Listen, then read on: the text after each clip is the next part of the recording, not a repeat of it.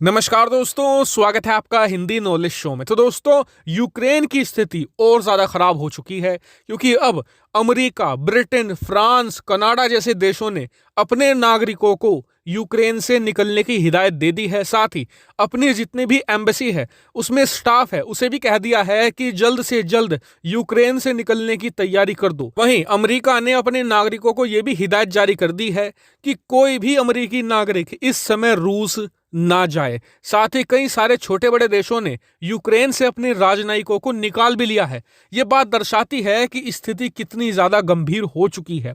लेकिन इसी बीच अमेरिकी राष्ट्रपति जो बाइडेन ने एक बड़ा ऐलान किया है। उन्होंने कहा कि हम मानकर चल रहे हैं कि रूसी हमला कभी भी हो सकता है, एक दिन में भी हो सकता है, एक हफ्ते में भी हो सकता है और एक महीने में भी हो सकता है। और इसी बात को देखते हुए हमने करीबन 8,500 अमेरिकी फौज को हाईएस्ट अलर्ट पर रख दिया है। इतना ही नहीं, फ्रांस भी रोमानिया में अपनी फौज भेजने की तैयारी कर रहा है।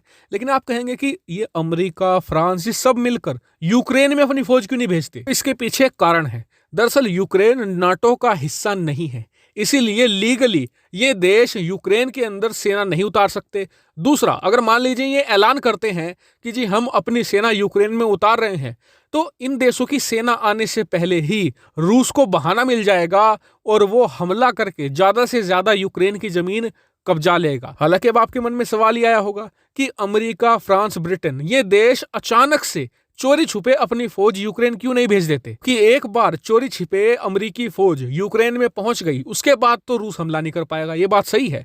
लेकिन आप देखिए, जब कोई भी देश की सेना एक जगह से दूसरी जगह मूवमेंट करती है तो उसका पता लगा पाना बहुत ही आसान होता है, क्योंकि सेना अकेले नहीं जाती, उनके साथ उनके टैंक्स जाते हैं, उनके आर्म्ड व्हीकल जाते हैं। और इस सब काम को करने में 3 से लेकर 4 दिन तो आराम से लग जाएंगे।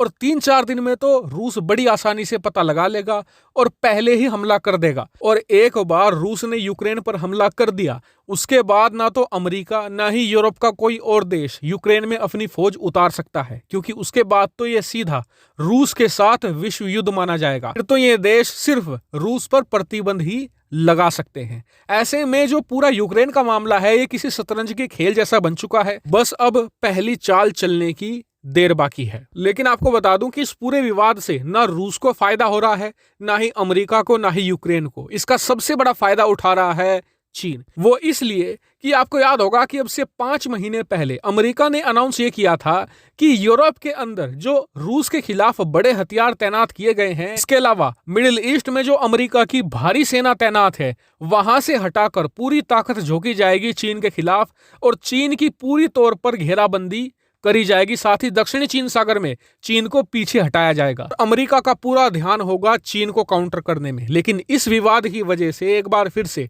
अमेरिका को चीन की तरफ से ध्यान हटाना पड़ा है और अमेरिका को एक बार फिर से रूस पर फोकस करना होगा, जिससे कि वो चीन की तरफ कमजोर पड़ेगा और चीन के खिलाफ जो रणनीति है वो भी 1 से लेकर 2 साल पीछे हट सकती है। हालांकि इस पूरे मामले पर आपका क्या व्यू पॉइंट है, कमेंट करके जरूर बताएगा। साथ ही वीडियो को शेयर कीजिएगा और चैनल को सब्सक्राइब करना बिल्कुल मत भूलिएगा। Thank you very much for watching video.